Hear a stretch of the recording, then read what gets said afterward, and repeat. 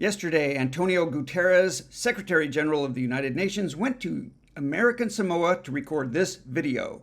And the rising sea level and successive storms, this wall was already built 3 times in the last 20 years.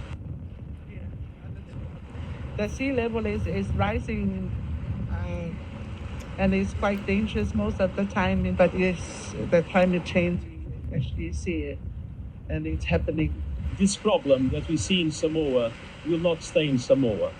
It will be happening more and more everywhere, in all coastal areas, from New York to Shanghai, from Lagos to Bangkok. He failed to mention that in 2009, there was an earthquake, magnitude 8.1, that caused a tsunami.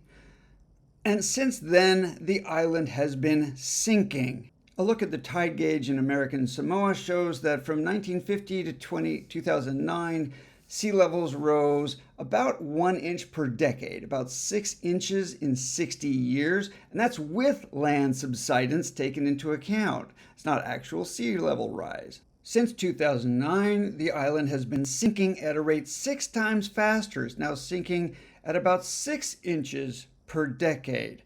It's impossible to know how that will play out in the future. NASA knows this very well, and there's no question that the United Nations Secretary General knows all about this.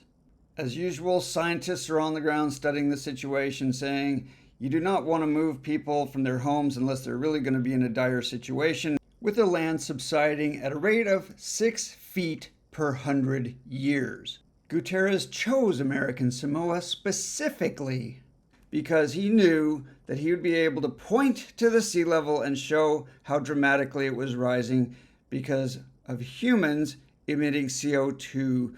This is not climate science. This is climate theater paid for by your tax dollars. Learn more at climatecurious.com.